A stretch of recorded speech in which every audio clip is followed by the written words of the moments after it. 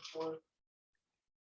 That will be full rehearsals. You'll go on stage with set, sound, audio, props, everything, and walk through everything maybe twice in show order. You go on stage, they'll show you that the video come in, at least they'll walk you through it. You'll give your pitch, think about the questions, the interview, and then they may do a repeat, do a repeat there. So that's all part of it. Any other questions? If you need instant excuse, Risha will send you that email so you can do that, so we can fill that out for anybody who might be missing classes or anything like that. All right. Yes, great. Will there be any downtime between like the dress rehearsal and the actual show? There'll be some downtime, but you can't leave. Yeah, there'll be a lot of downtime during that time. You go backstage, you kind of hang out, but you just can't leave. Because a lot of times they might need you right back. Okay. All right, that was good. Any other questions? All right, so let's move, yes. Will we be able to control the slides ourselves? Will we have a clicker or something that we can use? That's usually how it works. We've done that with directs in the past. They may ask you, I don't think yes yet, you might not. There used to be some cues, things that you would say in advance, but that didn't work so well, so I think they're gonna let you guys advance. All right. Anything else? Okay, so let's first is reflex. We'll go with you, and then magic card will do it. And that's the show order. I cannot get that thing to work for some reason. Again, I'll say it. But you can just put it on the computer or let us see it or whatever you want to do.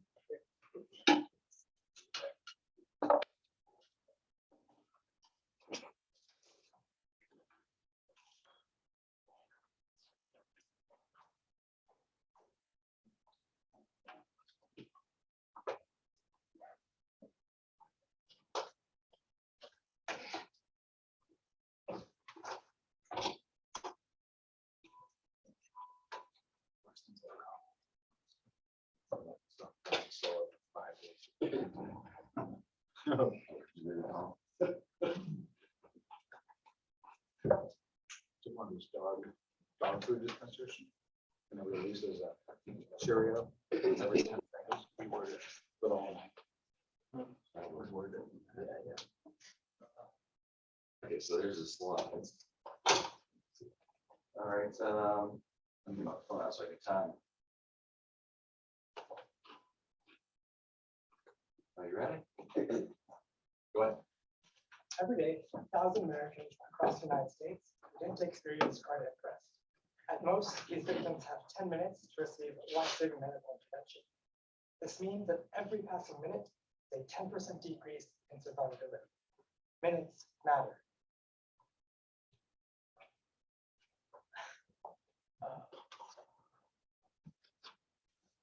Gosh, this is so difficult. So there's not Can I start over? Sure. Ready? Yes. Go ahead. Every day, 1,000 Americans across the United States begin to experience cardiac arrest.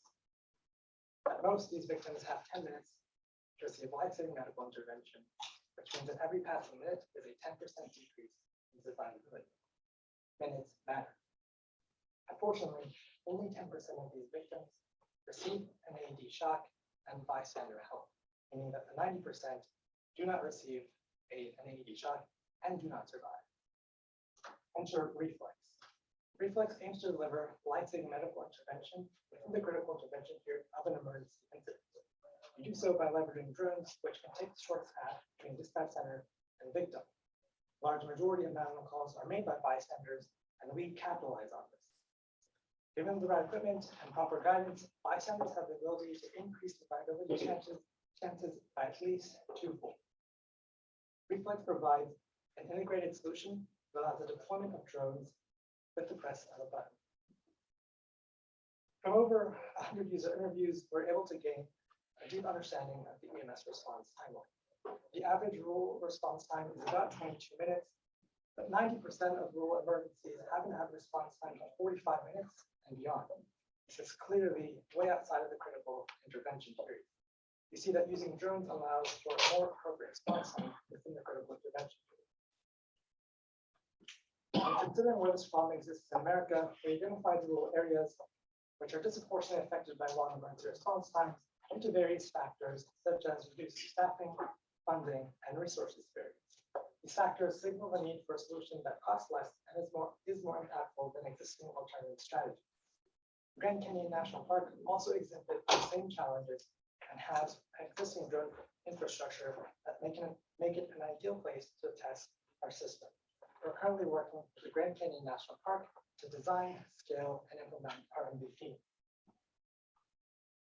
We're able to demonstrate a remote release payload mechanism, and to continue scaling, we've partnered with Watts Innovations, who will provide us with a robust industrial-grade platform, and Harp Europe, who is the world's smallest and lightest AD manufacturer. Together with these partnerships, we're well on our way to begin testing of the system coming summer. A medical drug delivery system represents a unique opportunity to tackle the public safety market. While we're not in the business of replacing ambulances, the cost of a drone fleet versus an ambulance certainly poses an interesting proposition. Using drones to deliver medical equipment ensures faster response times, better connection with professional care, and consistent distribution of medical equipment. We have found the emergency, and this time we'll be the ones responding.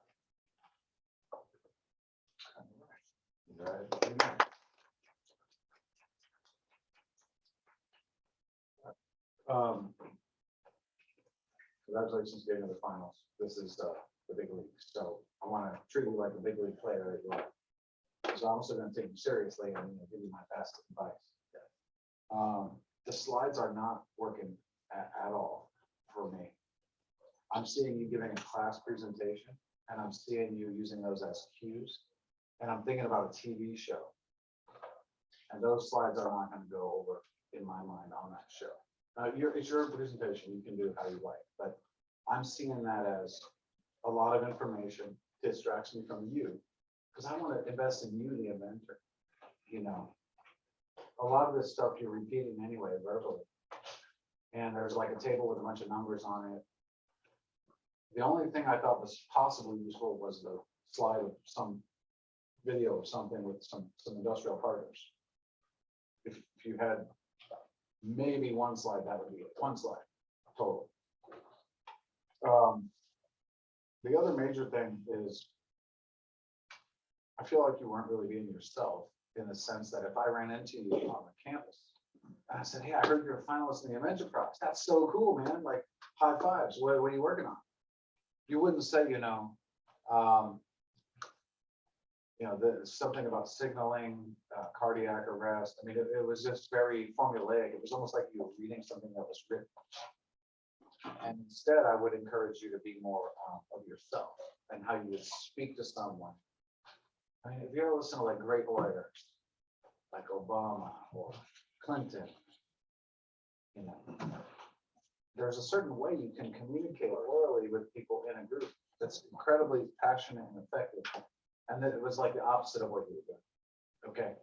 So try to have like a fireside chat with the audience and draw them to you.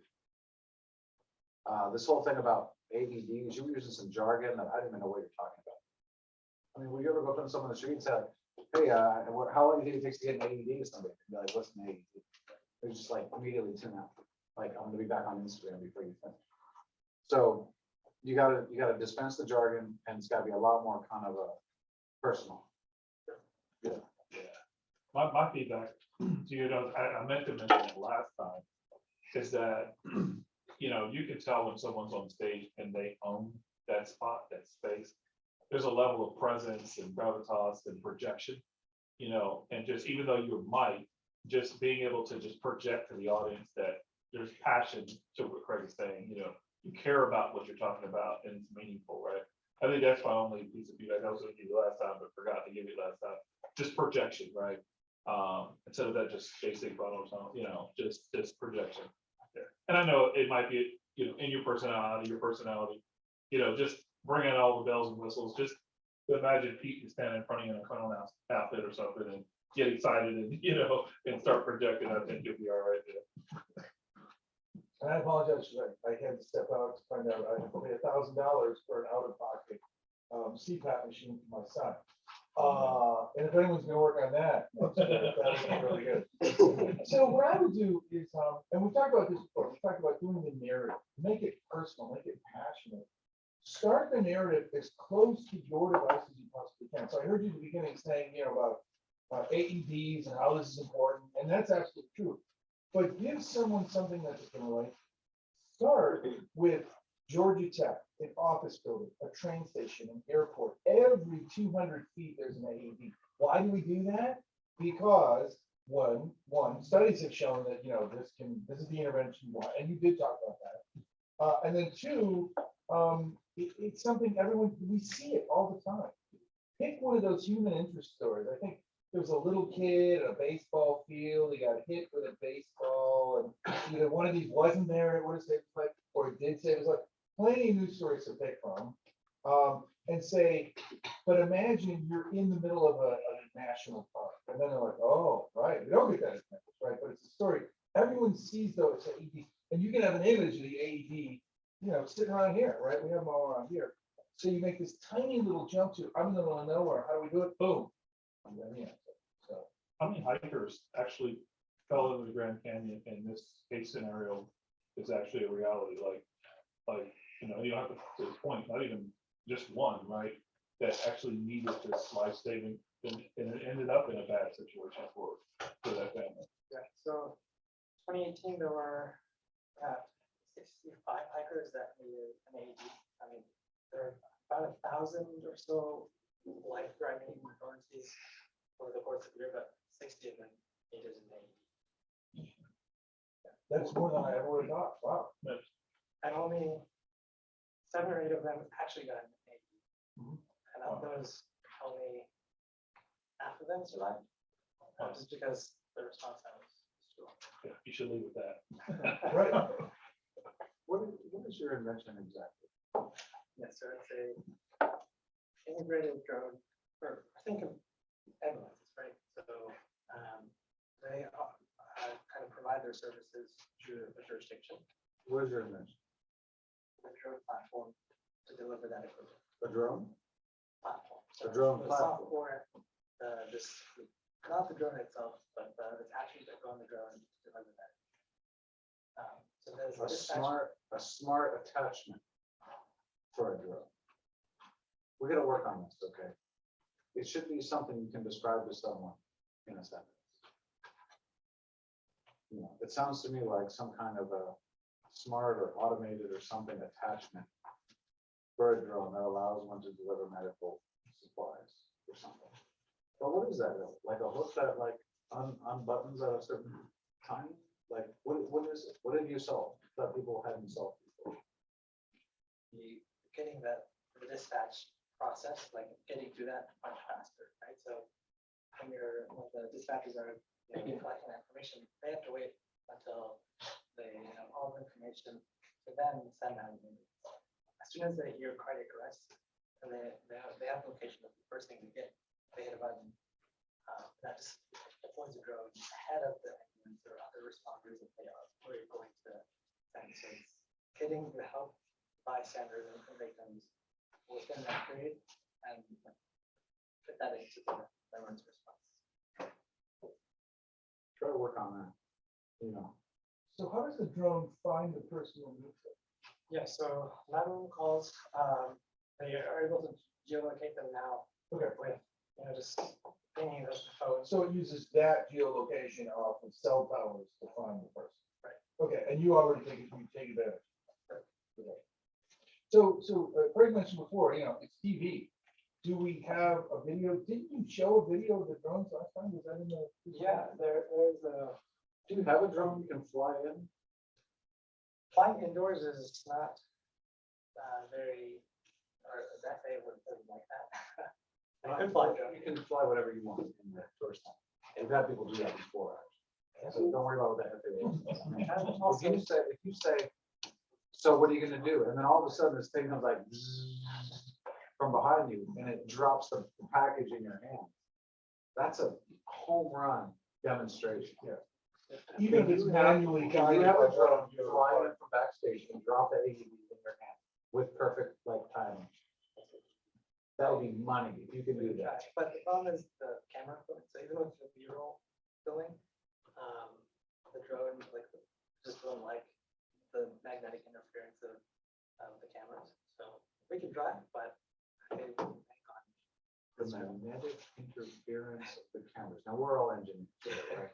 Can we, is that really? So like, yes, the compass needs calibration, and then if it has any strong magnetic power, at least for this small tiny drone, industrial drones can handle that to a better degree, but this one does consumer level. Can handle that. So you got some basic DJI. to it. So you had problems before doing B-roll? Dave had his guys' cameras there? Yeah. And it did interfere with the drone?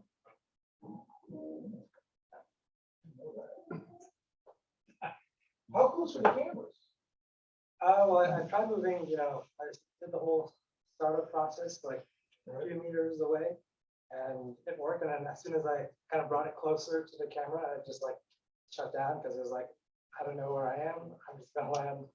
So the beauty is the way they configure the presenter is they'll have guys with steady cams in the first row, but they're 20, 30 feet away. And then the big cameras, even the ones that have booms, they're 50 feet away. I would think about it. I think you might be just dismissing it for some. But I don't know, I heard FAA and I heard camera interference, and I'm thinking those could be overcome. you might want to try and address reversal, like Craig said. They may be far enough back. So Okay, we need to move on. So I guess something to get that, and I didn't have anything in addition to what Rob said. Mentioned slides and things that was space for sure. I can move. All right.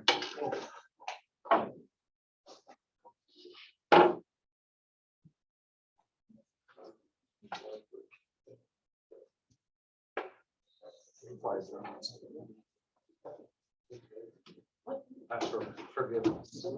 Ask for forgiveness. yeah, Craig's advice, people. All right, Megan. Nice. Just a few years ago, we had to hand cut our pictures into passport and ID pictures, but now we can do it on our fingertips on our phones. Even then, it's such a tedious task that takes way too long, but we're just doing it for 1 or 2 pictures here and there. Take website designers who have to do it for hundreds of pictures. This directory right here took hours to make, and even then we see issues with it. This face is entirely too zoomed compared to the rest of the pictures. This one over here has a completely different aspect ratio. It took this website designer hours to make, and yet we still see issues with it. And that's exactly why I created MagicCrop, an application that uses the power of artificial intelligence for key point detection to automatically format any number of inputted pictures into the perfect headshot within seconds. And all of this is done without ever sending any picture to a cloud or to a server. For universities, corporations, and the government who have to edit thousands of pictures every single day, this application helps them so much by saving them hours of time. We can create a yearly subscription-based license where every year they have to continue to pay so that we give them updated versions and updated features. And even for individuals like us, a mobile application on our fingertip where within a second, we can create the perfect headshot will all save us so much time. Right now, MagicCrop is in our beta testing phase with over 150 monthly users. Even here at Georgia Tech, the communications department, computer science and engineering department, even different student organizations are continuously using it.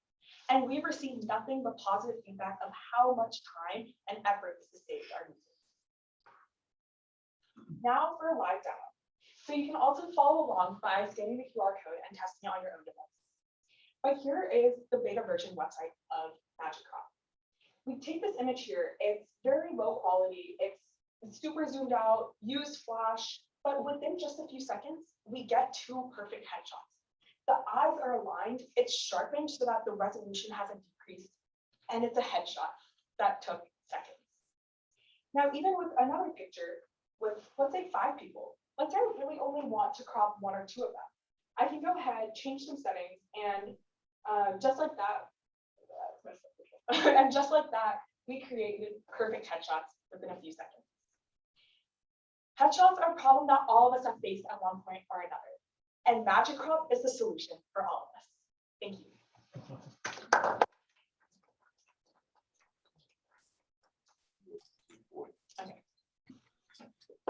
besides the demonstration, honestly, that you can do your whole picture on slides. Yeah, just really great, I mean, you project well, you know, you're kind of the audience, you're looking around, you know, you drew us into what you were saying, right? And so there's a lot of good job there. I know there was something else you said you were thinking about trying. Did you roll that out from last time? A live demonstration or something like that? Or Yeah, so we had talked about like taking a picture of the judges, Right, but then I don't think it's a bit too risky Okay. in case like it takes too much time or like Right. I'm not able to transfer the picture to Okay. my laptop in time. And then you say, I just emailed you your headshot. to the next person." Oh, my God. I really wish I would have. Okay. I think it might be a tad bit too risky. yeah, but good job. Thank you. I know, we've been doing this for like more than 10 years, so we've seen a fair number of patterns. Right. And and I do it too, so it's not against you guys, but it's, we all rely on PowerPoint as a prop and our crutch for our communication as engineers and scientists. This is something different. This is a live television show. And every second that people are looking at the screen instead of your face is taking away from your presentation. You have to ask yourself, what is absolutely necessary to show that I cannot explain in a compelling way? And only that, you covered almost everything except for the very cool demo. And possibly, I would possibly even do something like have a gigantic poster size picture of that party Mhm. and then a giant passport on stage and say, we turn this into this. It takes about 3 seconds. 150 people are already using it on campus and they're paying, and I mean, that's a slam dunk. Like, talk about how you're gonna go from here, where you're gonna go, what's your business model, you want to do app, I don't know, whatever it is. But that's more powerful, You're a compelling speaker, you're engaging, and the business model stuff, I mean, it's very distracting. It's very distracting. So that's my overall take. I want to agree with Nikki on that. And for all of you, I mean, I want to caution you a lot about the slides. Yeah, that was my comment. It took you too long to toggle through all the different steps and slides to get to kind of the magic sauce, which was like, Okay. take a picture and bam, it divides up into different things. It took you way too long to get to that point. And that's really the only thing that may be visually appealing, Okay. is that part, is look what I can do. It's magic, kind of thing. Oh, I like that. Use the word magic. Yeah, so, the other thing the other part you mentioned about paying, it seemed a little made up, like you don't really, because you probably don't know, right? You don't know, you've never sold this. Has anyone paid you at all? Yeah, so anyway, you can make sure this is in reality, Okay. comes off better, because otherwise, just like me, they'll think, she hasn't done this, she's making that up. And so that adds risk. Yeah. And so you're immediately less likely to win the prize or get an investment or whatever it might be, because we're going to start stacking risk up. So anyway, so if you can ground it more in what's reality versus, you can always say, this is where we're at, this is our next steps, versus coming up with some kind of fake model of how we might make money. Right. That was it. How will I be controlling it? Data? It'll be a clicker. I'm going to confirm that with Dave. What about like the demo where I'm like, here's magic. You might want to record a video. What if he hasn't packed it? That's fine. What if You can mock it up. But you're just trying to, if you want to show a video. I would just say, here's a video of it in action. Okay. And this is at 1x speed. This is real time. Okay. That's fine. What you can do is you can do a screen recording of your computer of what you just did right now. Like, I think it might have the same effect. It won't like take away from the impact that I don't do the fire. I don't think anyone would know. I think they'll get it. It's not, Yeah. it's the fact that there's a bunch of people in it, and look how quick now I have headshots. Right. That's like, oh, that's the only part you want to capture. It doesn't matter how you deliver that, it's live. Right. And if you show like you dragging a photo from your folder onto the website, that's something very relatable, because like I knew exactly what speed that was going, because like we do it all the time. Right. So if you show that part, it shows the timeframes of each step, and I think that's super fun. Okay. And I'm gonna make just one suggestion. So this whole narrative thing, simplify it, show one example of how it goes, show the demo. And you do stress this. You stress that, oh, if you have 30 minutes to fix one picture, it's a no-brainer. But if you have lots of pictures and it has to be done like that, I would pick a situation where, you know, the party's good. You're Right. pulling these things out. I would pick a situation where someone is standing next to someone or something that if it's cropped wrong, it is the funniest looking picture you can possibly imagine. So they're standing next to someone, you know, they're next to their dog, or they're next to a puppet with blue fur or something like that. And you're like, you know, this will turn this into this instead of this. And somehow, you know, if you cut it wrong and it looks like there's a growth out of their head, they have blue hair, just something that just you can stop and the laughter will kill it, and then you just move on. And everyone's gonna remember that. It's a trick I tell students to do for their interviews. You have one thing on your resume that's really interesting. It's a conversation starter. So you can fix one of those pictures to just make it look like if it's cropped wrong, you don't even, you just then you get this and you just stop for the laugh break and move on. So just a suggestion. Have you asked anyone to pay for it? Why not? Didn't feel like it was ready to be in that paid stage yet. You didn't feel like it was ready. But they may feel it's ready. Yes. If it's possible, I mean, you only have a week here, Yeah. but what if you said there's like a couple departments using it? So what if you said, hey, we're gonna be revoking all the free access starting on Friday. If you'd like to continue, you know, we'd like to set up an intent to pay letter with you and get them to sign it. And then you can stand there and say, you know, our first three paying customers have signed on. And that's very powerful.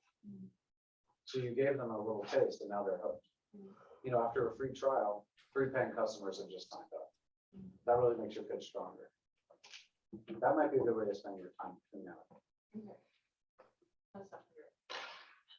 And don't be shy to charge people money for your ideas. You've created something valuable in the world, so you want to know how valuable to you, ask people to pay for it.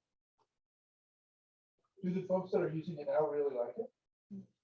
Did you have a testimonial in there sometime? I don't have a quote yet.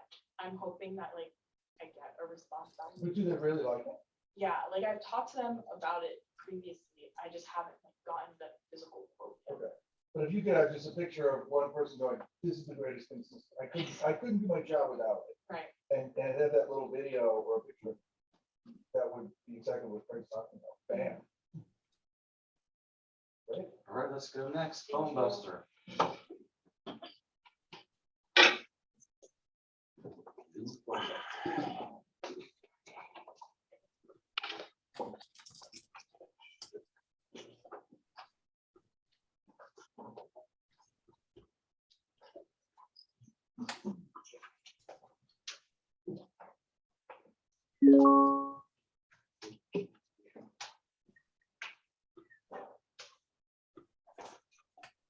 You guys ready? Yes. All right, go ahead. We used to introduce EFIS as the glare of the construction industry. But over the last few months, we've learned that EFIS completely dwarfs glitter as the most obnoxious material to work with. Both contractors and residents hate this material. Imagine you're walking down the street on a random day in July with your cup of coffee and it starts snowing on you. These white pellets start landing on your clothes and sticking to you. They land in your coffee, they're clogging the drains, they're clogging the air conditioning units. It is a nightmare. Currently, EFIS is a polystyrene-based insulator. It is very cheap, it's very efficient, and it's very easy to install. So it's widely used in both commercial and residential buildings. The market value is currently capped at $54 billion with a 10% annual growth and 200 million square feet of this material installed every year. So why is it so hard to contain? As this material is installed, it's installed as a sheet on the wall. So as seen in this building down on 10th Street and Spring Street. And when it's installed, it has to be rasped down. Rasping is this process of removing material to make the surface flat and coarse so that they can adhere the exterior finish on the installation. And as they're rasping, these pellets fly off the material and they're very light. So the wind blows them all over the construction site and neighboring streets, as well as gaining an electric side charge, so they stick to surfaces. They're currently using these homemade tools because any tool on the market is currently not satisfying their needs. This is just a nail plate that is screwed onto a level, and this is what they use to rasp. Contractors either have to set up nets to try and contain the material on site, or spend thousands of dollars on vacuum-based rasp to collect up to 50% of the material and pay their workers to vacuum and sweep the streets just to keep those streets clean, because if not, they face fines as well as work stop orders. So with this in mind, we set out with a mission from the very beginning to provide EFIS contractors with a tool that passively collects these pellets in a cheap and effective way to cut their costs on job site cleanup. Now, these contractors have been looking for these solutions for at least 20 years, as seen from a direct quote from one of the contractors we've been in touch with nationwide. We've also been working with EMA, the EFIS Industry Association, and now have contacts nationwide. Now have these contractors. I'm sorry, I messed up that part. I'm just going to cross over. Throughout our prototyping process, we worked with these contractors directly from the start, and we eventually reached our final solution, which uses these directional cutting teeth to pull the foam pellets inward towards a lightweight metal shroud, allowing the foam pellets to simply fall into an easy snap-on, snap-off containment bag at the end of our tool. Through testing on our own and with contractors in Atlanta, we found that our tool collects an average of 76% of these foam pellets, which outperforms every single containment method presently on the market and satisfies the goals assigned by these contractors specifically of 70 to 80%. Moving forward, as a matter of fact, at the end of our prototyping journey, we had a contractor actually ask us if they could buy 2 of our tools today, 2 of our prototypes as is. On top of that, we have been in talks with Windlock, which is a tool distribution company who wants to wholesale our tools to these contractors nationwide. And we also have 3 contracting companies located in Connecticut and Georgia who now have 3 of our sets in their hands and are testing these tools on their own and validating them in order to purchase them later. With that being said, we hope that you guys are just as excited as we are and join us in our brand new journey as the LLC. Thank you. Yeah. All right. Again, with the slides. Yeah. You know, it was better not being able to see them. Okay. Seriously, it was like cues for you to remember your lines, and then that was the only use. So it didn't take away anything, not us being able to not see them. I mean, did anybody not understand what they were talking about because they couldn't see the slides? I mean, I couldn't see it because you're blocking. Exactly. So just forget all the slides. Just forget them all. Just forget. I don't think you need any slides. So the first week we pitched, it seemed like it was a little hard to grasp. Okay, so that's my next point. Okay. Are you ready for this? Yeah. Now, this is a little bit crazy, but I think if you want to win, you got to go big with the demo. The what? The demo. Okay. So here's what I'm talking about. You guys whip up a wall. Okay. You make some studs and you put some of that EFIS board on it. And you have a big old tarp on the floor because I know it's going to rain down. Okay. All you gotta do is get about, get most of it off the floor. We can continue to show us a little dust. Okay. But here's what I'm thinking. You walk up, you're expending a lot of energy communicating. And all you gotta do is say, these walls are present in high rises all over our city. Don't say Spring Street because people don't know where they are. You're on TV. All over our city. And people all day have to rasp them. You gotta be a little careful with that word. It's an unusual word. Have to use this tool called rasp. Stop for a second. Okay. Just scrape it like this. And then just do like one good motion. Okay. You see this dust? It's everywhere. And then I like your line, the coffee cups, the drains, people have to go vacuum it up. I like all that. It was very good. The intro part was very good. But that demo could be super hard. Then you say, this is our invention, and you do it again. Just give it one good. And it'll mostly land on the tarp, I think. I don't know, well, most of them get in here. Yeah, and I don't know if you can see the difference, but let me tell you, for like 70-80%, which exceeds everybody's goals, we've had people ask for it, blah, blah, blah, boom, you win. Demo, it's a killer demo on this. We have our wall, we'll bring it on. Okay. I mean, what do you guys think? I would bring it to the demos and practice and see what it looks like. See, because you can throw a tarp down, do it, get it off. Sure. If we buy the tarp and have it all set up, can we leave it there on Monday, because it's a big wall to move around? You might could put it in the back. Yeah. You might could put it But in I will say this, you're still missing the most valuable part of your value proposition, your presentation, by saying why construction companies need to use it, and that there's a penalty if they don't use it, which ties back to the value of why you should exist, right? Like, okay, if construction companies don't, here's the large fine that gets associated with the not properly cleaning this up. I think that you're missing that part out of here. No, that is. I mentioned that they get fined and then work stop orders is where they can, Because that connects into, like, there's a guarantee that if this works, they gotta have us, they gotta buy it, if this improves it, right? That's like built-in custom. So a few comments I'll say is that one is this is for everybody. You gotta remember, show more and explain less. That's the key to this whole competition. Absolutely. Demonstrate, show more, and talk less. And so when you jumped out and first started talking and mentioned EVIS, I didn't understand anything you said. So you really got to slow down and emphasize what's important. If you're gonna say EVIS, that's a weird word. Nobody's gonna understand. So it's better to show that. EVIS. That's the board right here. It's on every high rise in the city. It's called styrofoam. Yeah. This styrofoam board is on half the high rises in Midtown. You explained the problem 3 different times. You hit it, and you said something about that prototype, and you hit the problem again, and you hit the problem again. Clearly identify and state or show the problem, and that's it, one time. Yep. You don't have to keep Absolutely. visiting and mixing it up and saying the course. So, and then the difference between the two, if it demonstrates difference, great. Visual difference doesn't look a whole lot different, right? so this one doesn't collect anything, right? It's just the teeth just rasping. All the material's flying off and ours actually collects the material. Yeah, but I'm saying that visually, Oh, they don't look a lot different, right? Other than that one looks like a bigger version with a bag on. Sure. Right, you know, so that's why the demonstration's important. And then again, know your presentation, know what you're gonna say. Like the last 30 seconds of your presentation was the best part of your presentation. When you started talking about all the people who wanted it, that was the best part. Everything else was just kind of jumbled up. I heard glitter, I heard styrofoam, I heard, and I knew what you're talking about because I've heard it sometimes. But somebody who's never heard it before, they're never gonna follow. So that's what like our concern is, just that we can't get the problem across to somebody who's never heard it, which is why Oh, he's it's presenting very it easy. all the time. Explain less. It's very easy to get that problem. You write that across one time and it goes everywhere. That's a problem. It's a problem. It's gonna be a problem on the stage.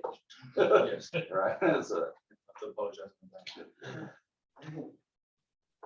So one thought though, so practice the demo. If the demo works great, it's always better than not doing it. But you've got a 3-minute presentation. What was that, like 10 slides or so? 7 slides.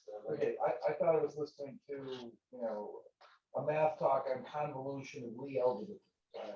And the point is, this is our fault. The fact is, we suck. We do the same thing. It's just- You're sitting like, doesn't this guy know? He's gotta wait for the slide. So I think some of the blame for this. But if, for example, you have the demo ready, but if for some reason you don't think make the demo work, what I would do is I would have 3 slides. Number 1 is the original tool. I've got the wall up there.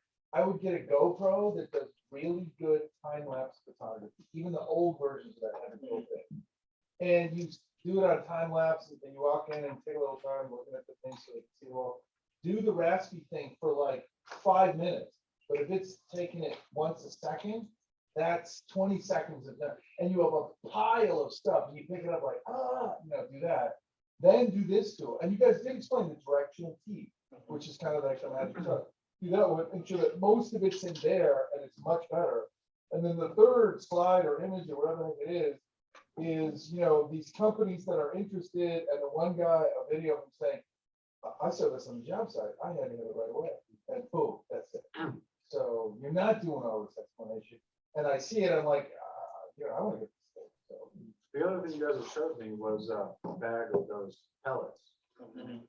So another possible idea is you have a giant clear bag of those pellets, and then a much smaller bag of the pellets. And you say, we perform the same job with these two tools on a building a couple blocks away from here. And you can see for yourself the amount of debris that fell on the ground was reduced by 80%. That's possible, that's probably. But I really, really like the live demo. If it shows, if it's raining down and then this one is not raining down, you gotta say, I know these look similar, but you can see they're different. One's collecting all the pellets and it's doing it passively. And then you go straight to that last 30 seconds or a minute where you talked about all the traction. Directional teeth. I mean, a couple clever things about it. You're home free. All right, job, man. Good guys. Very good. It's already, I was just seeing this. Yeah, I was looking over there. This is what they use, this is from the dark science structure, they screw them up. Okay, so they just, that's a, This is what that's a they- wood fastener screwed to a metal. This is what they- I would actually say that. These guys should start a jury rig. We got the domain. It's not- Yeah, thank you. Took us forever to go off of this. Are you ready, Chad, I man? got notes on it. All right, here we go. Go ahead. No. We have all bought products online that ended up not being what we first thought. We bought a TV with 4.9 stars on Amazon that within 6 months had glitching on the screen. We bought a pair of headphones that within 4 months had problems with Bluetooth connectivity. I bought a Dell laptop about a year ago. It had great reviews, 4.7 stars on Amazon, CNET's top 3 laptops of 2021. But within 6 months, I had a completely different experience. I had problems with the touchpad randomly going off, the screen glitching in one corner, and so on. And I wondered, why did I not know about this before I bought the product? Because I spent hours digging through Reddit and social media, and it seemed like a lot of people had this problem. The reason? Product reviews are broken. There's 3 reasons for this. The first one is that they're often sparse. This computer only has about 51 reviews, which is not enough for a product this complicated. The second problem is that they offer a conflict of interest. Most reviews are placed on retail websites. They curate them in a way to maximize the odds of a sale. The third and most important reason is that they're incomplete. Nearly all product reviews are written within 3 days of when the product is purchased. They don't reflect what it's like to use the product over a longer period of time. To solve this problem, we built Tapman. People talk about their experiences with the product on social media, on Reddit, on YouTube, and so on. They talk about it in terms of troubleshooting help, recommendations to other people, and just in general what their experiences have been. Tabnam sifts through this vast sea of data and extracts valuable information from it, so you're never blindsided by your purchase. Let's go back to that laptop that I bought. It looks great, 4.7 stars, very high ratings. But when you click on the Tabnam extension, you see a completely different picture. As you can see, Tabnam sifted through the world of opinions that people had and extract useful information, such as common problems that people have had. It tagged those common problems depending on what kind of characteristics of the product they were talking about. For example, 7 people had problems with the display. 3 people had problems with the keyboard. Similarly, it does this for reviews, getting the public's pulse on what the product is and what experiences it has given people over a longer period of time. This is significantly more powerful than product reviews, fundamentally because it is unbiased, self-prompted, and long-term. Our solution is dramatically more powerful than product reviews. We can save you wasted. Tabnam prevents you from wasting your money on products that don't work, wasting your time on doing extensive product research before you make a purchase, and most importantly, the hassle of returning all of these items. Did you know that 21% of items bought on the internet are returned? We can help reduce these costs and these carbon emissions that are completely needless. We are giving you the collective experience of everyone who has ever used a product at your fingertips, so you are never, ever blindsided by your purchases.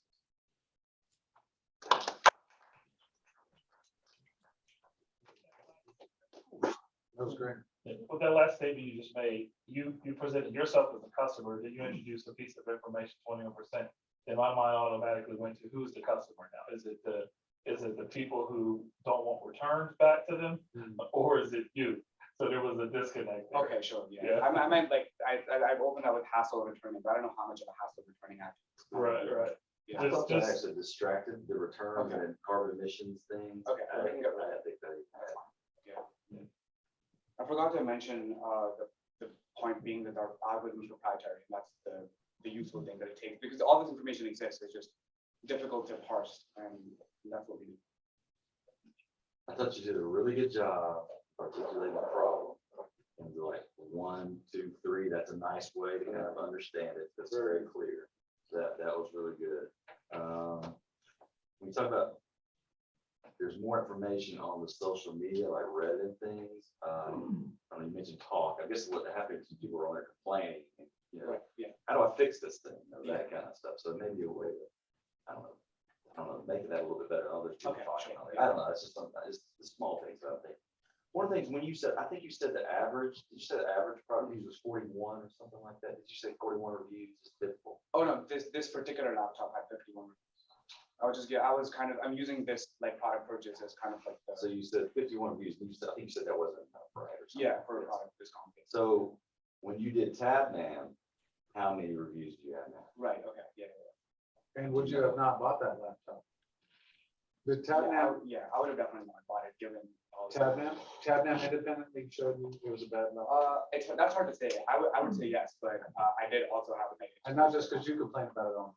Right. But I did see that, like, I mean, all of the problems that I had with this computer, every single one showed up in that. And I hadn't talked about that. So other people that have clearly had the same problems, and they showed up as most relevant. I thought it might be, maybe it was shown, but I obviously we can't see because we're so far away on this line. But I thought there was an opportunity to highlight a little bit what Tabman did that was great.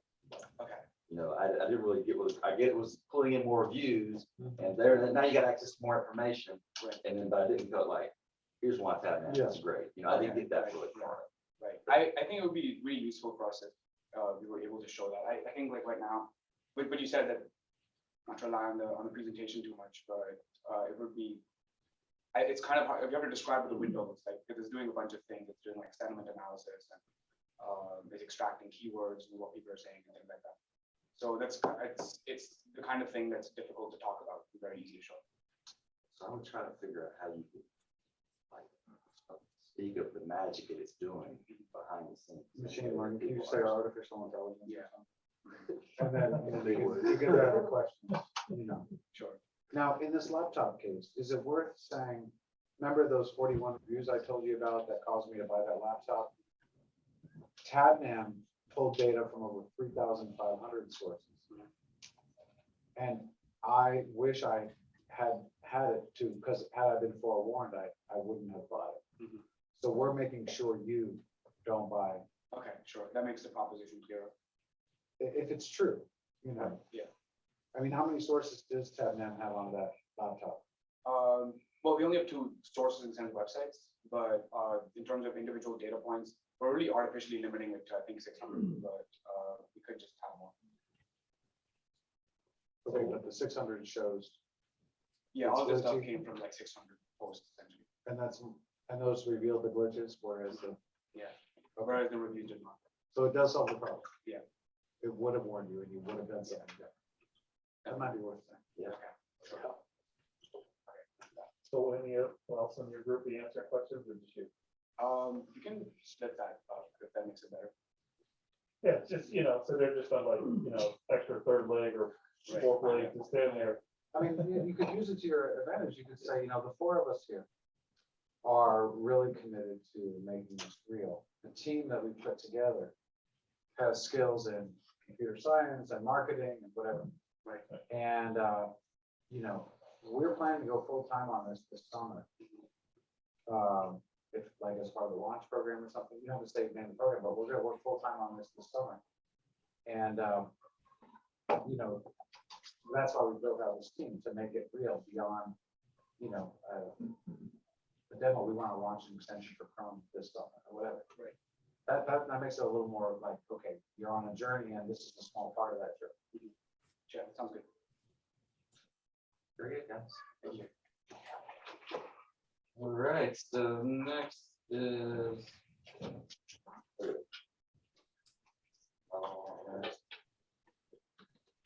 Right.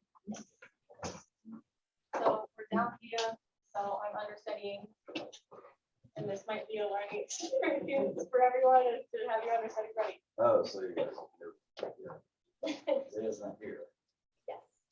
So this will normally be her and better than this. Every year, millions of Americans enter physical therapy due to injuries that impact their walking ability. During the course of their recovery, a physical therapist will assess their walking ability. They do this in order to assess the severity of this injury and track their progress over the course of their treatment. However, despite these important assessments, these assessments are currently done completely by the naked eye. To address this problem, we've created StrideLink, which through a pair of discrete sensors, data can be uploaded to assess this gait symmetry. We've talked to over 50 physical therapists and researchers and experts in the field, and they have also told us that time and time again, they are lacking these objective measures that are becoming a barrier for patients being able to communicate with their patients and assess the severity week to week. So let's take a look at what the experts might see, these physical therapists, when they look at our dashboard. So first, let's watch Tony walk, you're not Tony, you're Neil, with an immobilized knee. And we can see on this dashboard, the physical therapist will be seeing these difference bars, pie charts, and metrics that are giving indicators that this gait is asymmetrical. Over the course of recovery, they're going to want to see a dashboard that looks more like this. And these are indicators of what they would call a more symmetric gait. And this can be seen with these black difference bars getting smaller, these pie charts mirroring each other, and the asymmetry indicator numbers becoming closer to 0. But these metrics, the importance of these metrics, the importance of this device goes beyond the metrics. Let's hear what physical therapist Dr. Rudd has to say about this device.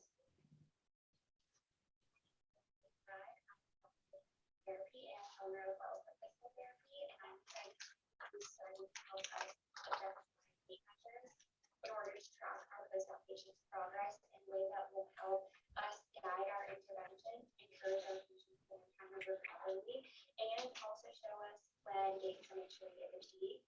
Gait symmetry is important to prevent future complication, but also allows us to move on to more advanced interventions like our patients. We are currently working with Dr. Rudd to test this device alongside a total knee replacement patient. We have also completed a pilot study with another local clinic where we followed this device with 5 patients.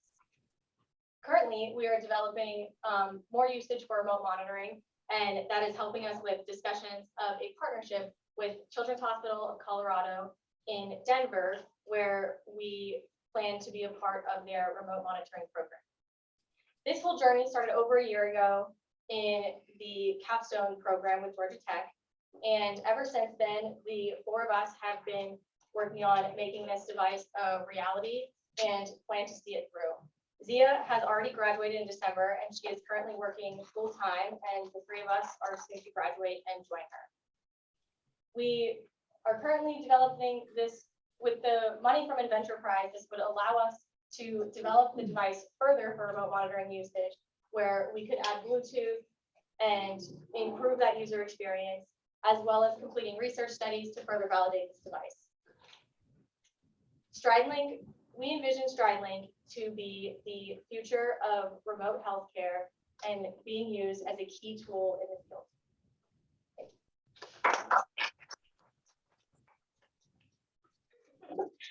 I know you have a practice that you are usually the one with the pitch. You allow that long, but I know you're struggling with something. Yeah, when we've timed it in practice, we've been under 3 minutes. I just was really good at stuttering. I'm so sorry. And Zia's gonna do it. Yeah. So Because the semifinal was very, very, very good. Thank The you. semifinal Yeah. pitch. So You how obviously many of changed. the semifinal pitch was awesome. We've had to make a lot of cuts. So how many of those sensors do you have? 1 on each shoe, so 2 total. So you only made 2 of them? Oh, no. So I would come with each one of these guys having one Oh, on each yeah. shoe. Oh. Then you Yeah. or whoever's gonna present it, hold up the one Mhm. on a shoe. I'd have them both walk. So have them both walk, have them do the thing. And was it a real demo or it was just sort of? So it was real data, it just Yeah, that's wasn't okay. being You live. know, as long as it's real data, you can go ahead and do the stage kind of thing. I would have, so let's compare a regular walk, they're walking, to, a walk that's like this. Mhm. And do that, show the data that way. I would put a brace, are you gonna put like a? In the mail. And so a brace is designed to move, but I would just lock it up. Yeah. I'm just telling you that, if you do jokes in front of a comedy club and you try to imitate a handicapped person, people don't like that. But if you have the brace on, it makes, you get less complaints from people when you do it. Pete, how would you know people don't like that? That's what we asked.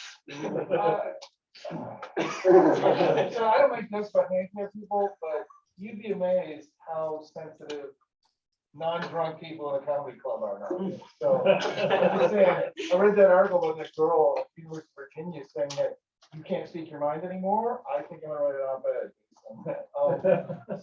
But so the point is just do the demo, and what you have is way too long and way too complex. Just cut it way down so it's nice and short. And then so the doctor that was talking, so if I do like a corporate event, I say, oh, give me a paragraph on what you thought of it. They blah, blah, blah, blah. You made the event, that's all I use. So her last half a sentence is maybe what you want, because she wanted all this complicated stuff. And we can see it in the demo, what it's doing. So just shorter and less complicated. Have them both be walking, a normal gait and an abnormal gait. And boom, I understand exactly what it's doing. So you guys have, so you kind of gone back and forth a little bit, right? So last week you showed a video and there was very subtle difference between the two. To me, which was just as powerful because Stradlin picked up the difference supposedly. Right. And here you have these looking across the stage. I really don't get it in terms of why you show pieces of that, what it does. Because when you turn up, this is what Stradlin does or has provided that's great and wonderful. To me, it's just a bunch of graphs and figures that I have no idea what they're saying. There's got to be a way to show the contrast or the difference or what's great on those graphs that you're showing. And I'm just not getting it. I'm looking, I'm seeing a bunch of graphs. I'm like, well, what did the Stradlin show? Did it show him limping, or they showed him having a bad gait, or they showing it versus somebody that has a good gait? And I can't tell on the graphs what. That's the part that's a disconnect. I know something good's happening, and you've shown, look what it's showing, but it's just not. It's not coming across. Okay, because before we did, here's a good example, here's a bad example. This time I tried to do, here's a bad example, and here's the goal of what a good example would look like. Like you'd work So- towards. Yeah, like you're working And towards that was getting on these the bars screen? down. Yeah. Yeah, so the There's no dashboard physical changes things. from dashboard 1 to dashboard 2, where you can see the changes in the graphs. And that's what the physical therapist is looking for, that's our product, is being able to see that over time.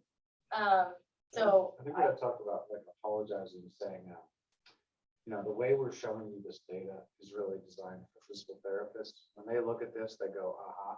right, But let me explain, even for you who may not be an expert, why this is so powerful. Focus right here on this one difference. Yeah. Yeah. You pointed out. So see, leading this is what into you're showing, that- this is showing us, right, so leading into that, I have the physical therapists are experts, this is what they're looking for. And then I try to explain it with that journey, and then at the end I say, but it does go beyond the metrics, here's what Elizabeth has to say, which is where the video comes in, Mhm. but that's not clear. To me, when I was trying to think of a different way of doing it. To me, when it was showing that it could pick up something that maybe the eye is not showing you, then that would be powerful. Let me show you what, if you walk two people, they look like they're walking the same, but what your eye didn't catch was this, Stradlin caught it. Okay. To me, or something like that, let me show you what the difference is. And right now, I'm not seeing what the difference is. I'm just seeing a bunch of graphs. Right. Yeah, Okay. so Chris is right on that. As I remember, you have two bar graphs, and their asymmetry shows you the asymmetry of the gate. Yeah. So show the two demos, then freeze to a static slide that has the two side by side. And I'm starting to change what I said before. Maybe you don't want a significant difference. It's like, you may not have seen the difference in their gait, but here's what the physical therapist gets out of the metrics from our thing. Freeze it, have them slightly different, blow that up, put a big red arrow saying, there's the thing that tells you that. I know you have it. Yeah. I just want to make sure the audience gets it. Right, right, and it's built for experts, which is why it's like so hard to Right. explain, but, so should we go back to doing the 2 live demos of people walking, or maybe do the treadmill videos that we had before? I mean, my thing is just either one, is just to make sure the audience knows what Stradlink has done. That's, Okay, let me tell you why this Stradlink is why this is gold. okay, To a, Like you're saying, it probably shouldn't be so like pronounced. It'd be cooler if there was a subtle difference between. well, I don't know, like the limping thing, I understand, okay, he's got a bad gait, let me see it. Yeah. You know, and I'm not the seeing part in terms of how you're representing his bad gait is what I'm not saying. Okay. And would you have 4 total people on your team? Yes. So what I'm thinking is you might want to show one thing, you might want to show the brace and this, right? This is always the guy you see him in public supermarkets. Yeah. And you know what that is? They need to get that hip thing done and their insurance doesn't cover it. I have relatives. The building is now closed to visitors who are not escorted by a member of the Georgia County. And I just heard this last week, right? If It's you are freaking out. escorted So by you have You're gonna get the bad gait, then you have the perfectly fine gait, but it's not fine. And then you have the symmetric gait. May I have your And the attention, difference please? between the second one The and the third building is one now closed to are visitors who are exactly not escorted by a diagnosing member that of the hip Georgia County. replacement, that you replace. That's exactly what they're looking for. It's just- You couldn't tell the difference. Building at once. It's hard. The building Here's will what I reopen thought. to visitors tomorrow morning at 7:30 a.m. So I'm changing my vote. I like Chrissy's. You want to put her two things that look the same, but are different on your stuff. Who are not escorted by a member of the Georgia Thank County you. community. Yeah. If you are, and will next. So you go next. The building will reopen to visitors tomorrow morning. I really hope she says, save the best to last. That's not gonna go very well. Best to last, that's what you said. 10 years ago. Craig Bell was All right, guys, you ready? All right, go for it. Tornadoes can be devastating. They destroy homes and upend communities. In fact, the National Weather Service found that tornadoes on average can cause nearly $5 billion in damages. Hi, my name is Wesley and this is Braden, and we're the team behind SOLA, building a supplemental tornado insurance policy that helps homeowners pay for immediate out-of-pocket expenses following a natural disaster. As you can see, the claims process after a tornado can be weeks to months before the homeowner gets the actual money that they need. In addition, all of these home policies have limits, exclusions, and deductibles, making it extremely hard for the homeowner to get back on their feet when it matters most. As a result, this leads to a lengthy claims process and out-of-pocket expenses. So now let's meet Julia. Here is an example of a homeowner, and if she had SOLA, she would have been paid $7,500 within a few days after the Dayton, Ohio tornado disaster. As a result, she does not need to tap into her savings account or go lean on family or friends. And in the worst case scenario, not have to rely or not have the resources or ability to even get back on their feet. And all of this money through SOLA was sent to her without an adjuster even having to go and assess the damage. While her main home insurance claim was being processed, she was able to pay for those immediate worries following a natural disaster. And on top of this, her insurance carrier was able to do all of this for 50 other homeowners just in her area, all at the same time. So how is this even possible? With the most proactive insurance policy a carrier can offer their customers, we built a low-cost, low payout, add-on insurance policy that helps those homeowners recover faster. So the way it works is we take in National Weather Service data to figure out exactly where the most damaged areas are, and then apply a proprietary payout technology to figure out who gets what amount of money and at what times. Additionally, we have taken over 70 years of actuarial tornado data to figure out where the most at-risk areas are, as well as information regarding how to distribute the product across different states in the US. So our business model ultimately is to partner with these home insurance carriers As I mentioned before, we are an add-on to what's already offered. So while they're working through their main home insurance claim, they're able to get paid out through SOLA with an additional benefit to their policy. So imagine our ability to be able to cover other natural disasters, which is on our roadmap in the future. Additionally, we have recently gone through the Global Insurance Accelerator Program, which has enabled us to work with these carriers that we aim to partner with in the future, and currently have agreements signed with reinsurance brokers who are partnering us up with carriers to distribute our products through. Thank you.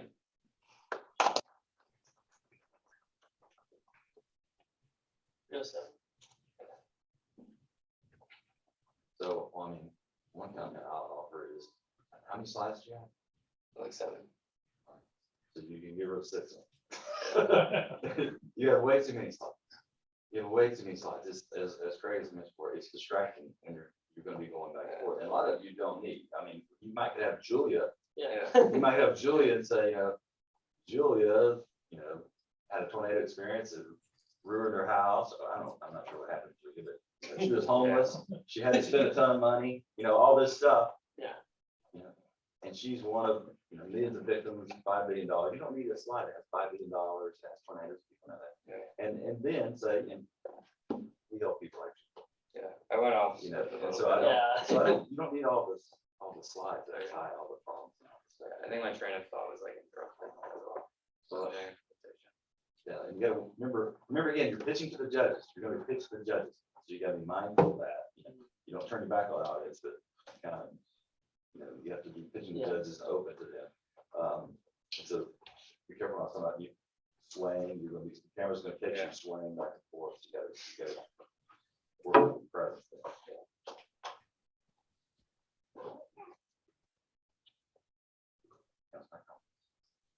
Maybe a specific example, like a typical home with, $1,000 a year premium for $250,000, I'm sorry, $1,000 a year deductible on $250,000 premium. What we're envisioning here is this is a $50 rider that gets you an access to your payout a little bit earlier or something. It might be helpful to have a specific. I think it's pretty good.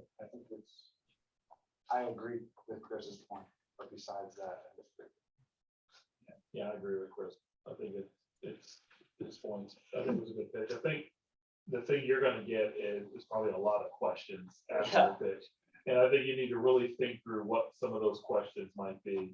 I think, Todd hit on some of those questions the last time we were here.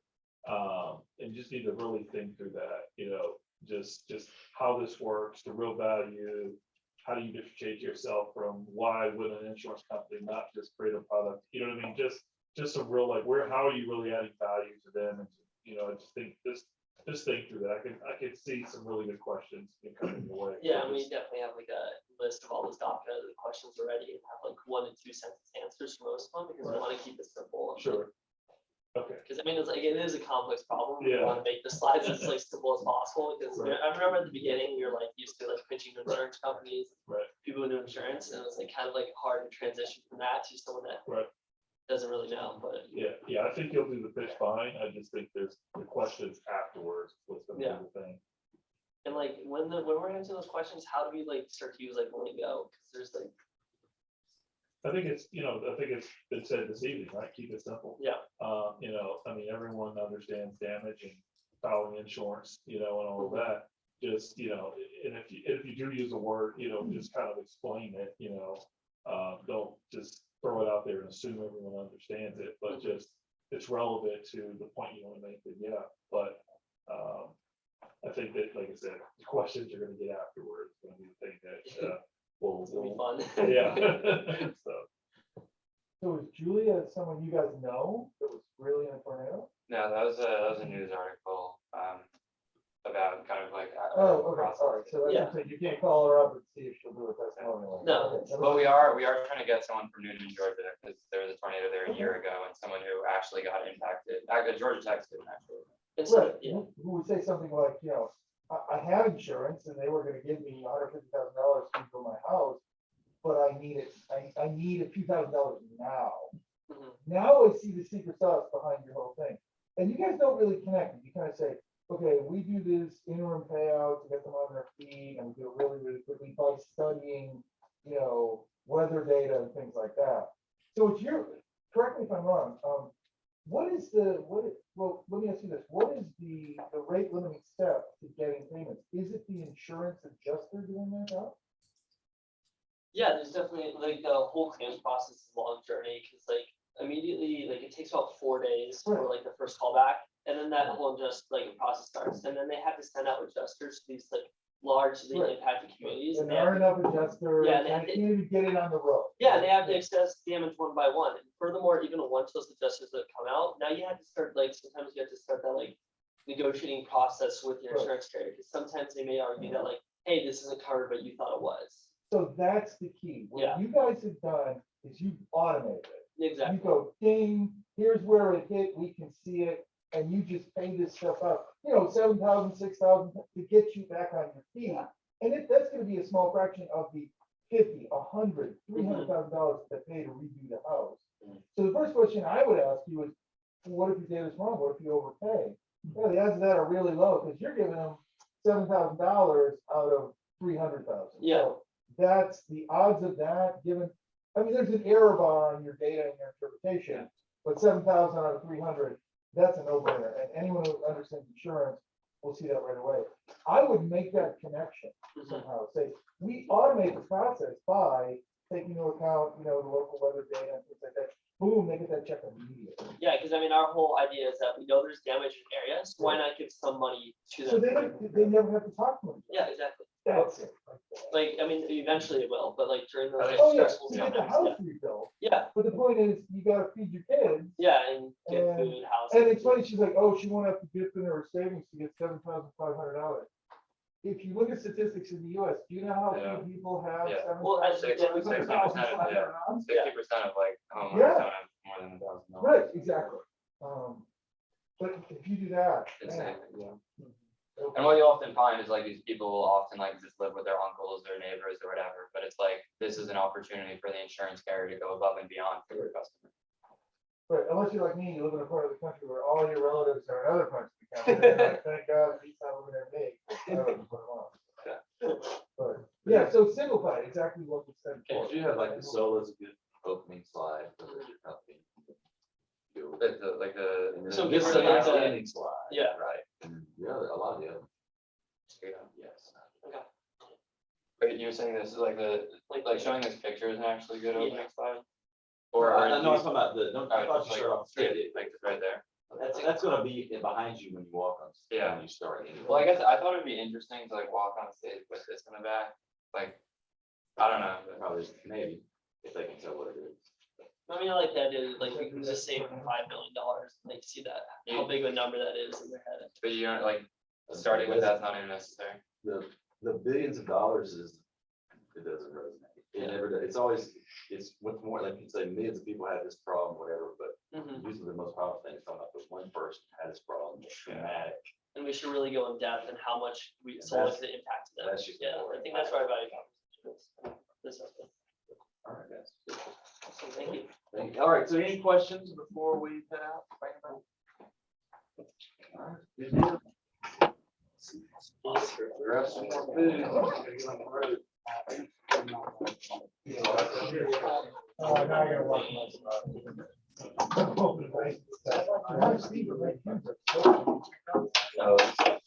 Get it some little research sheet somewhere. I just want to make sure you get submitted before shit. I hope so. I fly tomorrow.